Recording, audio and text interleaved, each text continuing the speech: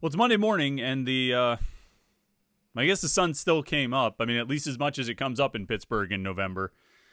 But nothing changes about what happened on Saturday night in Dallas. We all know what happened on Saturday night in Dallas. Maybe some of you saw it coming, and if you did, I hope that you put money on it and were able to at least benefit financially from your, premonitions. I don't think many people saw a loss of this level coming. I think a lot of people, there were probably a decent number of Pitt fans who thought the trip to face SMU on the road on a Saturday night in prime time was going to be a challenging game and maybe even likely a loss. I think this is one of the games that probably preseason you penciled in as a potential or even likely loss. And so on the service level of, that's a loss, that puts a 1 in the loss column, it sort of met maybe a lot of people's expectations, and it's not the worst thing on the road. You went on the road against a ranked opponent and you lost. But of course, it's not just that they went on the road against a ranked opponent and lost. It's the fact that they went on the road against a ranked opponent and looked completely outclassed. At every position from quarterback to kicker, including the sidelines, SMU was better than Pitt on Saturday night. And there was no... I almost landing for Terry that thing, but there really was no doubt about it. I cannot think of one position where Pitt was better. Not one. SMU was better at every spot. The quarterback was better. The running back was better. The receivers were better. The tight end was better. The offensive line was better. Really, literally 1 through 11 on offense and 1 through 11 on defense. Because SMU's secondary played really well. The front four got a lot of pressure, and the linebackers did a great job in the middle. Kicker was better. He made both of his field goals. The punter was better. He only punted he punted more times than I thought. He punted, 6 times, I think? SMU's punter did. Yeah, and averaged almost 45 yards per punt.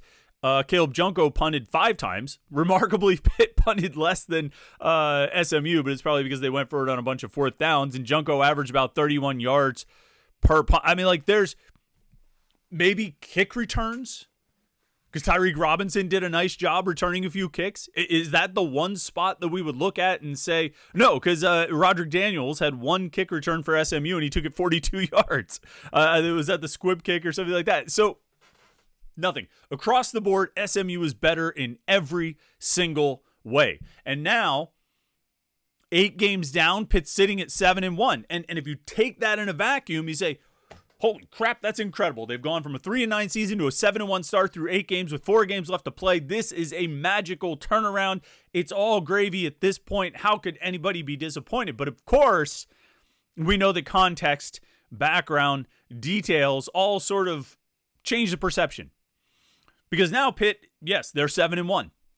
With 4 games left to play, 4 conference games, a bunch of them looking winnable, and some even looking more winnable than they did maybe on Saturday morning after Louisville beat Clemson. Maybe the Louisville game looks a little tougher. The Clemson game doesn't look quite so daunting. I think they both look pretty challenging. But even Virginia and Boston College, that should be wins for Pitt, after a game like we saw Saturday night, doubts start creeping in. You start thinking, I don't know. Are they good enough to win that game? Are they good enough to beat that team? They should be, but I think we can all agree that if they play the way they played on Saturday night, they're not going to be. You can't do what Pitt did on Saturday night for 60 minutes and expect to beat just about anybody, except for maybe Kent State. And Virginia and Boston College, teams that very much have flaws and look very beatable, and they've, I think Virginia's 2-3 in the ACC, and Boston College is 1-3, so it's not like these teams have had great seasons. But if you play like Pitt did against SMU, you're going to add a win to their ACC record. And you don't want to do that. All right, there's a lot to dig into from this game as we sort of post-mortem that thing 2 days later. Not a lot of different or unique thoughts from Saturday night. I think what we saw is what we saw. I don't think an extra day or two of reflection somehow gives us a different perspective on a blowout loss. A game that ends up as a 23-point loss that really, could have been 43. Felt like 43 or more. Pitt was not within 3 scores in this game. This wasn't a 3-score loss. This was like a 5-score loss or a 6-score loss. And so a lot of our thoughts just pretty much carry over from Saturday night, but going into this new week with a new challenge, a new game, and an opportunity to bounce back, what are the biggest issues for Pitt? What are the biggest things Pitt needs to work on? Where do they improve? What can they improve? And since he popped up on the screen, what do you do about the quarterback situation? Because this is now a question that I'm a little more willing to realistically consider than I was a week or two ago. I think that's a question the Pitt coaching staff has to answer. And I think it's one they have to be asking themselves, and it's one they're going to have to come up with an answer for and have a concrete plan of what they're going to do on Saturday night. Eli Holstein will start against Virginia, but is there a hook? Is there a short leash on Eli Holstein? All right, we got a lot to get into. I know a long intro there, but I want to say some stuff right off the bat. We got a lot to get into as we recap some Monday morning thoughts after a not very good weekend for your Pitt Panthers. Here on the Monday edition of the Morning Pitt, youtube.com/Panther-Lair.com.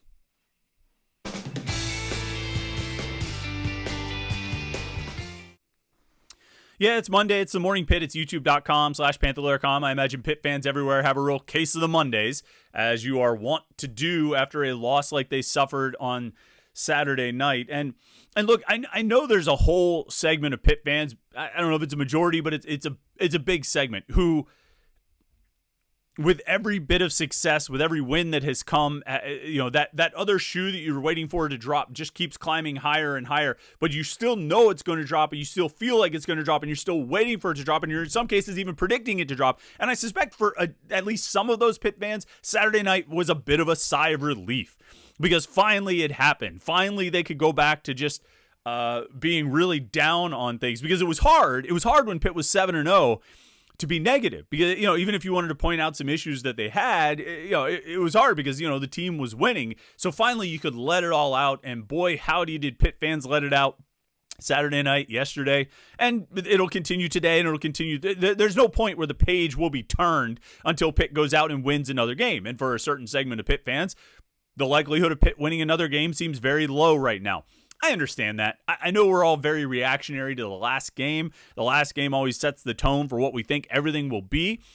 And so in the last game, Pitt played its worst game. They looked bad. They played bad in all three phases. They weren't really good at anything. And as I said right at the start, SMU was better at everything. And so you come out of that game and it sort of feels like they're always going to be worse at everything. But the reality is this team played really well through 7 games. I don't know if they had a complete game. Carolina was probably the closest thing to a complete game of offense and defense and special teams all sort of clicking at the same time. But that's probably it. Everything else has been, well, the offense was good, or the defense was good, or they needed late game heroics, or Ben Sauls made big kicks, all these different things. They sort of won in a lot of different ways, which I think was a good thing because they were able to win in different ways, but also sort of left them without the sort of stability that they need or needed, I think, to go and win week to week. But even then, like from an analysis standpoint, the Saturday night's game is tough because everything was bad. Like literally everything was bad. They had 16 missed tackles, which is actually the second most this season, not the most missed tackles of the year. So there you go. They had, well, I had the numbers up here. I wanted to bring up the dropped passes because that was a thing. A big thing where they came into the season, according to Pro Football Focus, they had 3 drop passes all season through the first 7 games. They had 3 on Saturday night. CJ Lee, Poppy Williams, and Desmond Reed, the three transfers who had played pretty well this season. But there was even a point where I think when Sincere Lee dropped that pass down the sideline, like one of Eli Holstein's best throws of the night, it wasn't perfectly placed into Lee's hands, but Lee had the ball in his hands, and you have to catch that pass. And it sort of felt like, yeah, that FCS to FBS transition is showing itself right now. It's on display, but that feels like a cheap shot, and sort of making fun of guys from transitioning from FCS to FBS, and that's not really. I don't think that's the case. It was a bad play. It was a bad drop by Lee. It wasn't much longer after that. It might have been the next play when Williams had a drop. everything that could have gone wrong in that game did go wrong. And they played terrible. And I've always shied away from, one team wanted it more, or this team didn't have enough intensity. Even though, I think there are times where that happens, but sometimes that just sort of feels like the kind of thing we say when we're watching from the outside and we don't really have an idea of what was happening here or there. But there was a little bit of that on Saturday night. I think there was a little bit of SMU wanting it a little bit more. I don't think SMU seemed like, unless you're a fan of them, they didn't seem like a particularly likable team, right? Like they were taunting, they were talking smack. But when you're beating a team like SMU beat Pitt, that's what you can do. And particularly when the team you're beating like that doesn't have a response. Look, their kicker makes a 50-yard kick at the end of the first half and taunts the Pitt sideline. Gives him the shark. And I think Pat Narduzzi was complaining about it. Like, you probably should just shut up at that point because you're losing 31-3. And like whining about the guy taunting your sideline. Like, you have bigger issues to deal with. But somehow that didn't really inspire anything from Pitt's defense. I guess Pitt's defense came out and forced a field goal attempt. Oh, God. You know what? Like, I was trying to remember the sequence of what happened after the half. Like, did Pitt's defense somehow battle back? And they did. They forced a field goal attempt after an 18-yard drive because on the first drive of the first half, Pitt attempted a fake punt on 4th and 10 from the 25.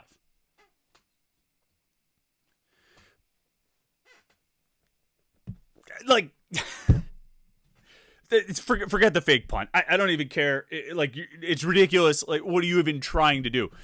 But you got clowned by a kicker. And you still couldn't really produce any fire. You still give up a third down conversion. You end up forcing you force a field goal. You get a sack out of Kyle Lewis. So I guess that's a response. I'm talking about on the SMU's first drive of the second half. But you got clowned by a kicker. And you still don't really come out with any fire. There's just it just didn't seem to be there. SMU came out, made a couple plays, took advantage of some bad tackling, multiple times. And this like when we talk about one team wanting it more than the other, like those two like non-tackles, Rashad Battle and I think Tamon Lynham was the other one, where they have the guy and they just don't actually tackle him all the way to the ground. They don't tackle through the whistle. They think he's down, so they let him go. It's cool. No big deal. Well, there was never any whistle. And the SMU guy knew there was never any whistle, and he hopped up and he kept running. But the Pitt defender didn't play to the whistle. It doesn't matter if you think he's down. It doesn't matter if you think you're down. If you don't hear a whistle, you keep playing. I said this Saturday night, and I tell my 10 and 11-year-old flag football team, like, I don't care if you think they pulled your flag.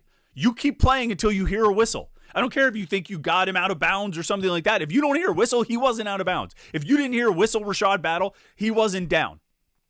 And it turns into a 43-yard play. The SMU guy wanted it.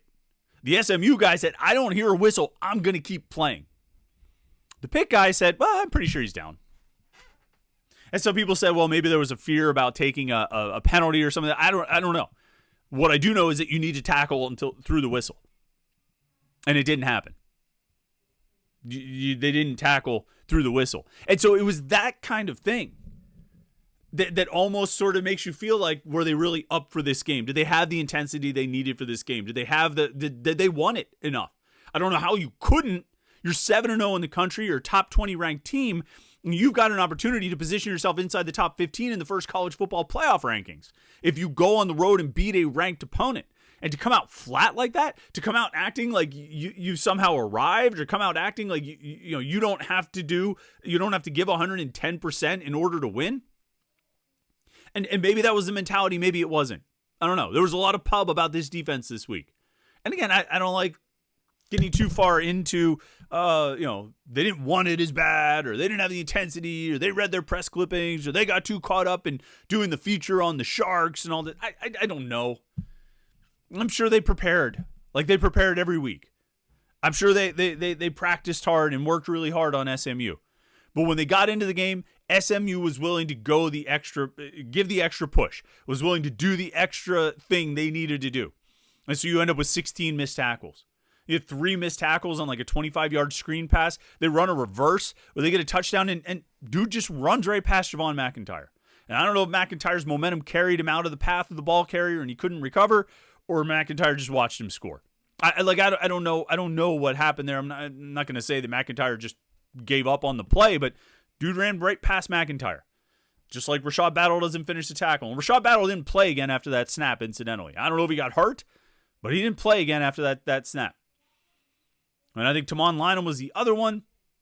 And they were just, you're just not making plays. And then on offense, you're getting beat up front with a 4-man rush. Like consistently getting beat up front with a 4-man rush. And like SMU, I don't think they really blitzed all that much. According to Pro Football Focus, they blitzed less than 25% of the time. And yet they got pressure on Eli Holstein 35% of the time. They were content to rush 4. They created pressure with 4. And even when the pressure wasn't there, Eli Holstein acted like it was. And a big part of the challenge, and this goes back even to the Cincinnati games, when teams drop into coverage against Pitt, it's tougher. Eli Holstein doesn't seem to do a great job of finding the open receivers. Now, I talked about this a lot on Saturday night. And to me, this is the biggest question facing Pitt this week. All right, bigger than how can they tackle better, this or anything. This is the biggest question. It's what Cade Bell has to figure out. It's what Pat Narduzzi has to figure out. The entire offensive staff has to figure out. What's happening on offense?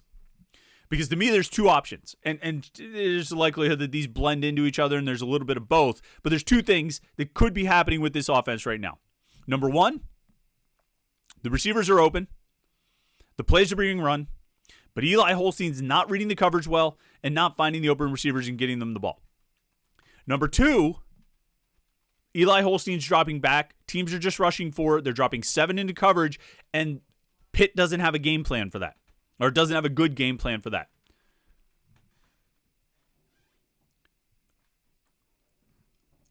The prep and the scouting didn't come into the game with the right kind of preparation to face that sort of defense. It's one of those 2 things. And like I say, it might be a combination of both. And there might be some of those, sometimes Holstein's not seeing the open guys and sometimes there's just not any open guys. I mean, they had a 3rd down play where I think he was trying to go to, I forget who it was. It was early in the game. I think it was in the first half. They had a 3rd down play. He rolls out to his right. I think he was looking for Kanate Mumfield maybe, or Desmond Reed, somebody up the sideline on like a 3rd and 3 or something. And the play was covered. It was covered really well. SMU scouted it and knew what was coming, and they covered it. And there was nothing else. There were no other options. There was no secondary option for Eli Holstein to throw to. And so he couldn't throw to his intended guy because there were like 2 guys covering there. There were 2 more guys in front of him that were making sure that Holstein couldn't run, and there was nowhere to throw the ball. There were no other options. That seems like a bad game plan. It seems like a bad play call. And maybe you just got unlucky and ran a play right into the defense that SMU was running. But you need to figure this question out. And the reason this question is so important is because at this point now, with 3 lackluster games, and it's 3, all right? Like I keep seeing people say, oh, Eli Holstein hasn't played good since the conference schedule started, or he's had 4 bad games. No, he was pretty good at UNC. He was pretty good against North Carolina. And I think he was pretty good through the first 5 games. The last 3, he's not been so good. He didn't play great against Cal, didn't really have many opportunities against Syracuse, and played pretty poorly on Saturday night. I understand if you feel like Eli Holstein is the future. I understand if you feel like Eli Holstein is a redshirt freshman taking his lumps and learning as he goes. I understand if you feel like it's important for his development to continue playing him. But I also understand you need to win games in these Final 4. And I think you need to make a decision about who gives you the best chance to do that right now. Now, I'm not advocating benching Eli Holstein. I still think he's got the greater upside. I think he's played well enough through this season. Again, more than half of the season, 5 out of the first 8 games. I think he's played well enough, and was a big part of how you got to 7-0. That I understand if you want to stick with him and go with him. So I'm not advocating the change now, but what I am advocating is taking a long, hard look at those questions. Are there open receivers and Holstein's missing them? Or are defenses adjusting and game planning better for Pitt and taking away some of the things that Cade Bell had been calling, things that had been working, things that have been getting receivers open. There were a few plays that Nate Yarnell made when he came into the game in the final 5 minutes or whatever it was. I forget how long it was that he was in. There were a few passes he made that I said, that's that throw. That's the throw to Konate. There was like a 20-something gain to Konate Mumfield. And I think I even wrote it down in my notes. Like, that's the kind of play Eli Holstein. Yeah, actually, it was a 2nd and 6 from the 49, from the SMU 49. He had a 27-yard pass to Konate Mumfield, just sort of right in the zone. Mumfield just sat down in the zone, and I wrote it down. That's the kind of play Eli made, because that was the kind of play that Eli Holstein made earlier in the season that he hasn't seemed to make all that much in the last 3 games. Now, I'm not going to go overboard in reacting to how Nate Yarnell played. I think he was 9 of 10 for 99 yards and 2 touchdowns. The touchdown pass to Kenny Johnson was really nice. The touchdown pass to Malachi Thomas was nice. The floater to Kenny Johnson I thought was a good throw. I think Eli Holstein can make that throw and has made that throw.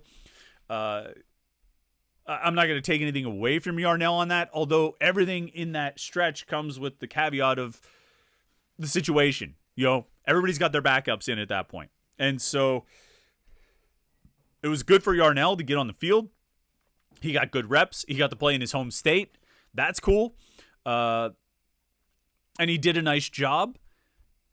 I'm not going to look at how he played in that game and say he should absolutely replace Holstein, but the coaches need to look more at how Holstein has played and why he's played the way he has played, and then decide what they need to do. I don't think the decision will be to bench Holstein for this game on Saturday.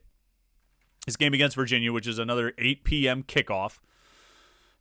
It's going to be a late night. We'll go live after the game, though. We'll have a live post-game show. I don't know if it's going to be a full hour and a half or something like that, but we'll go live after the post-game, or after the game for the post-game show, like we've done after all these late night games. I don't think they're going to. I don't think the decision is about whether or not you bench Eli Holstein for that game. I think the decision is about what you see in the Virginia game as it gets started that might compel you to make a change. And I think it's about going into that game with the possibility of a change as a realistic possibility. You know what I'm saying? Like, I think Cade Bell and Pat Narduzzi need to have that mindset going into the game of, look, if we see some of these same mistakes or some of these same missed opportunities, then we're going to have to do something. We're going to have to make a change. Now,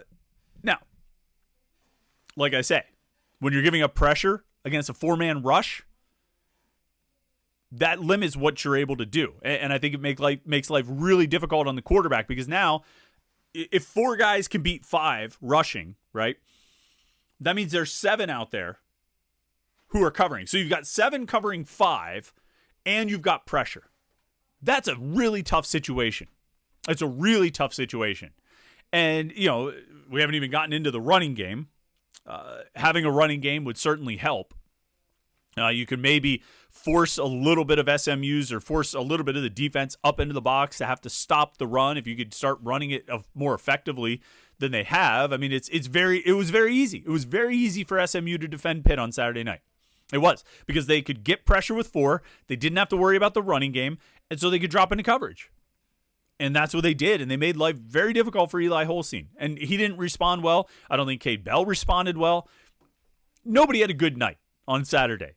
And there are a lot of reasons why, and we could, we've dug into a lot of those, but nobody had a good night on Saturday. It was a bad night. It was a bad game. And if Pitt's got any luck whatsoever, it was the worst night. It was as bad as it's going to get, and everything, and they can rebound from here. Now, I'll leave you with this.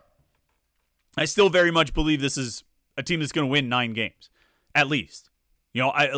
I see no reason to think they won't go at least 2-2 in the Final Four, and I think 3-1's a possibility as well.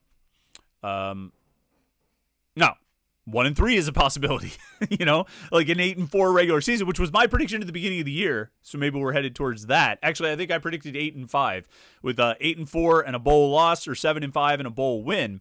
So I'm very much still on track for my prediction, although my prediction, probably like yours, has changed. This team should win 9 games. I think they should go at worst 2-2 in the Final Four. And if they do that, they'll have won 9 games in 3 out of 4 seasons, which is pretty good. I think you have to go back to 2000, or back to the 1980s to find another year, another stretch where they won 9 or more in 3 out of 4 seasons that would had that much sort of success. Now it's, couched around a 3-9 season in between, which is not good, but you know what I'm saying? It's still very much on the table. And there's a lot that's still very much on the table. They can still very much impact the ACC race. They can still have a say in who gets to Charlotte. At least in terms of, facing Clemson. They don't really control their own destiny because SMU and Miami now are both undefeated. They would need one of those teams to lose twice, basically, is what it comes down to. And that's probably unlikely to happen given that there's only a few games left in the season. Time's sort of running out. So a trip to Charlotte is probably unlikely, but a very good season is still very much in the cards. And so there's a lot to play for. There are obvious things to fix. There are obviously habits they need to get back to and habits they needed to leave in Dallas. And they'll get their next shot against Virginia on Saturday night at 8 p.m. Another late night game. All right. Basketball starts tonight. We could have just spent this show talking about basketball, I think. Panthers take on Radford to open the 2024-25 season. We'll be talking about that game tomorrow, and then football talk throughout the week to get to lead up to Pitt's attempt at a bounce back on Friday night. Get all your coverage at Panther-Lair.com, Pittsburgh.rivals.com. Don't forget to like this video and subscribe to YouTube.com/Panther-Lair.com so you don't miss any of our Pitt video content. These daily Morning Pitt videos, our weekly live stream every Wednesday night at 8:30. And, of course, our post-game shows, which was lively on Saturday night after the SMU game. I'm sure it'll be lively on this coming Saturday night after the Virginia game. So like and subscribe. You won't miss any of that stuff. I hope you had a good weekend other than the game. It happens sometimes, but now it's a new week. So have a good Monday. Hope your week gets off to a great start, and we will catch up with you tomorrow on the Morning Pit for a little basketball talk here on YouTube.com/Panther-Lair.com.